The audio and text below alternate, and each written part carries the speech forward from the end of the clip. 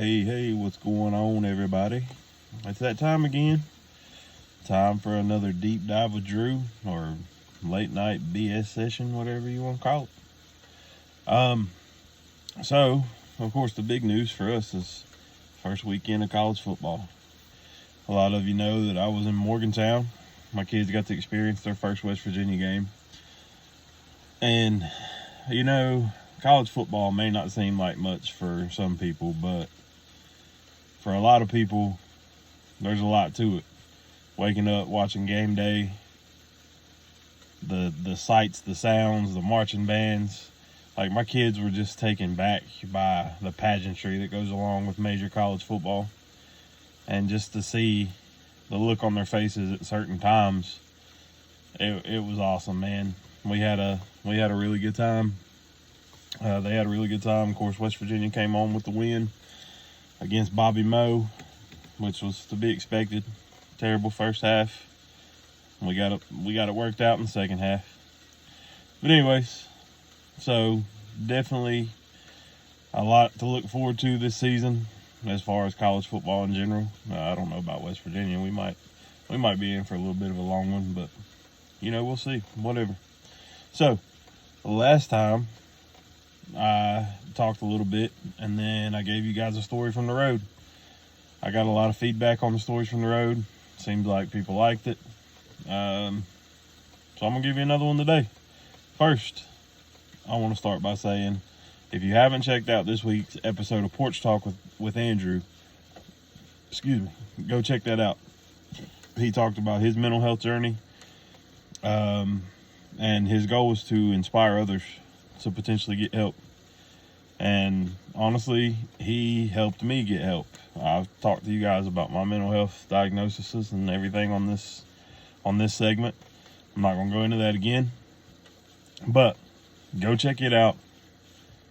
It is Suicide Prevention Month, so 988, I believe, is now the number for the suicide hotline.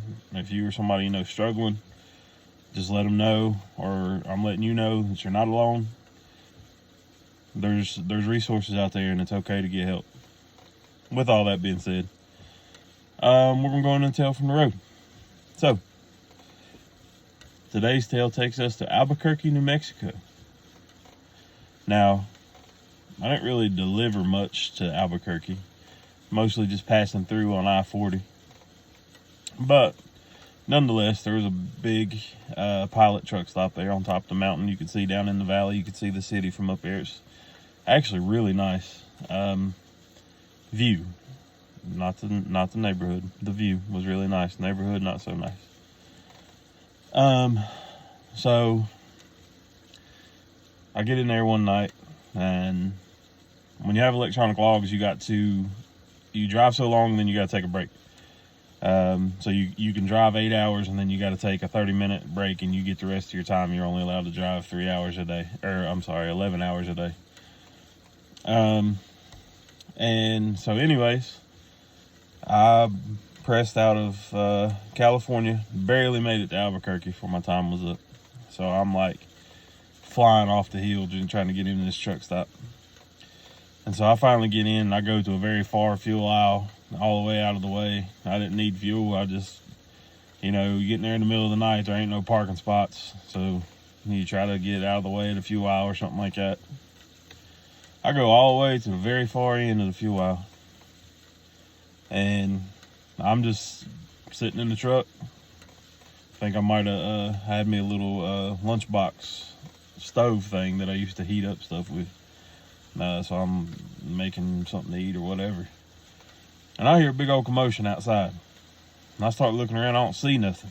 But like I said, I'm all the way at the far side. Like there's some bushes and stuff, and then there's like some houses and stuff up through there.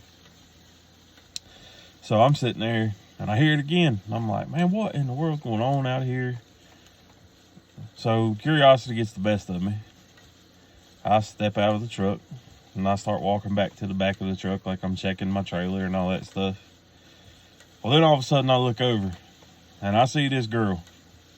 Now, I'm a big fella, so I feel like I can say this.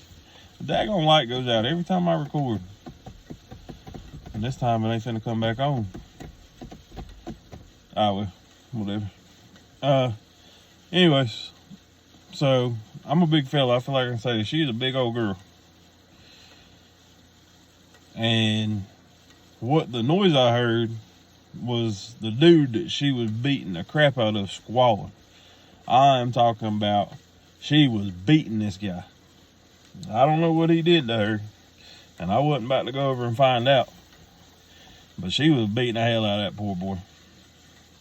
And so I'm standing back here, you know, I'm trying to watch, pretending like I'm fixing something on my trailer door. And then all of a sudden she looks over at me and she goes, "You don't have to pretend to fix something. You can just watch if you want to." And then she turned around and proceeded to keep whooping this old boy. Like I said, I don't know what he did to her. I'm guessing maybe that was his old lady, and I don't know. I don't know what happened. But my goodness gracious, she was whooping the hell out of him. And so then I guess somebody had called the cops. So then the cops showed up. And they're going around, they're talking to everybody that's around. And by this time, I'm trying to get out of Dodge. So I walk back around to the driver's side of the truck. And I go to climb back up in the truck. No sooner than I sit down in the truck and grab my phone, Albuquerque police come and knock on the door.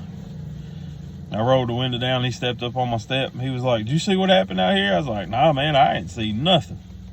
Because, like, out of my mirror, I could see her looking up here toward me. And I was like, I ain't trying to be next. I ain't seen nothing. So, cop goes away. Comes back again. He goes, "The victim says that you were outside and you saw it." I was like, he got the wrong guy. Because I ain't seen nothing. I said, when you saw me out of my truck, it was already over with. I don't know, y'all was coming already. That's the first time I've been out of my truck. And so he's like, "Are you sure you didn't see nothing?" I said, "Listen, man." I said, "I ain't seen nothing. You about to get me whooped by this girl. I gotta sit here. You don't. You can go. I can't go till this clock's over with. You better get up out of here trying to get me to say something." And so he finally goes away and leaves me alone. Well, I've been sitting here like 16 minutes at this point. And so cops finally go, whatever. I guess he didn't press charges.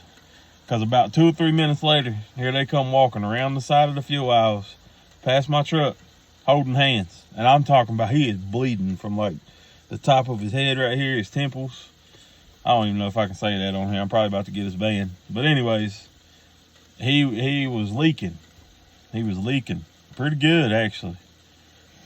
And she just looked over at me, and I looked away. I was like, she made eye contact with me. I was like, "Who you? I don't know who you, because you ain't, we ain't doing that." Anyways, I got all kinds of, you know what? I'm going to tell another one. This one's short. This is like a little paranormal thing. So, you drive through the desert at night, man, especially like late at night like I did, like 2, 3, 4 o'clock in the morning. Now, when it's a full moon in the desert at nighttime, you can turn your headlights off and drive. It's so bright. But when there's no moon, or it's cloudy, or, you know, it's not a full moon, it's dark. So, I am driving through a secluded part of Arizona. It is on the east side of Arizona, closer to the New Mexico border on I-40. It's a little town called Holbrook. In this town, there is a truck stop, and it is ran by the Hopi Native Americans, their tribe. I think the truck stop is actually called the Hopi Travel Plaza. And there was another place. I never got fuel there or nothing, but it was super big parking lot.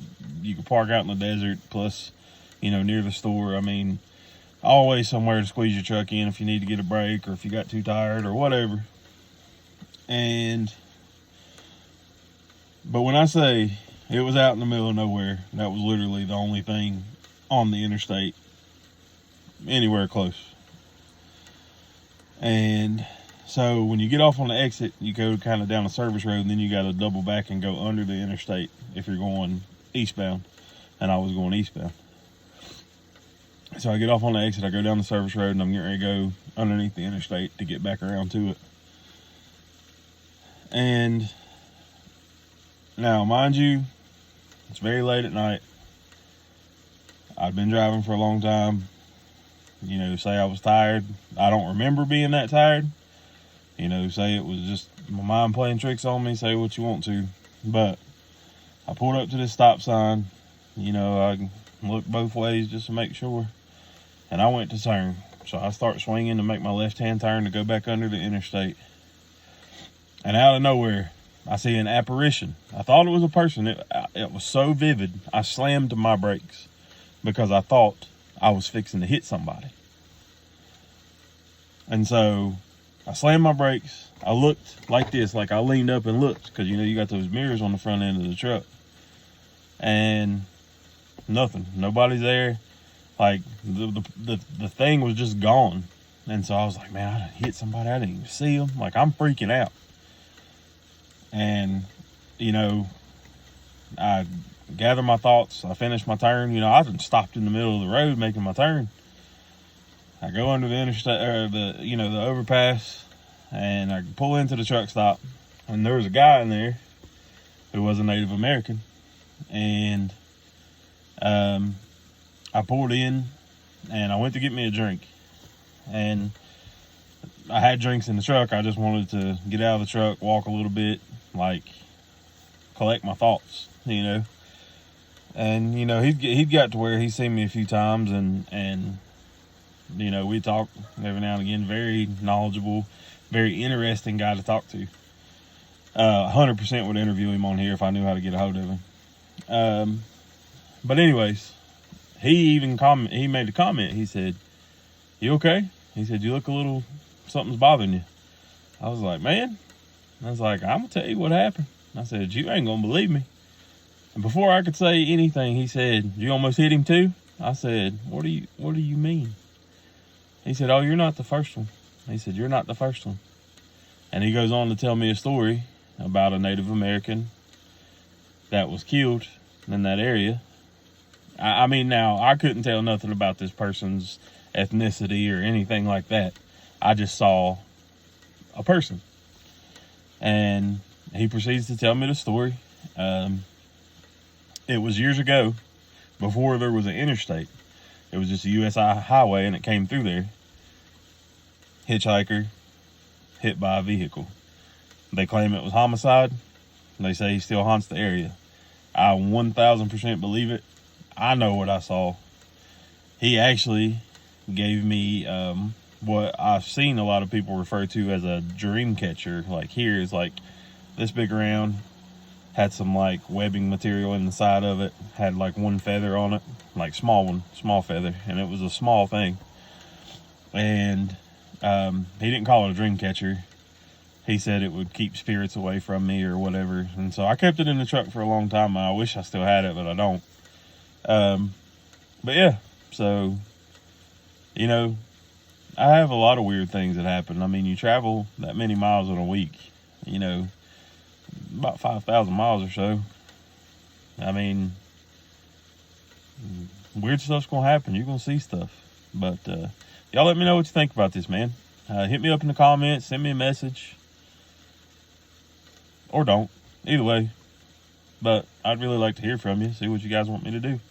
Anyways, until next time, this has been Deep Dives with Drew. Or the late night shooting the breeze. Whatever. And as always, the basement's top level content from the lower level. Catch y'all next time.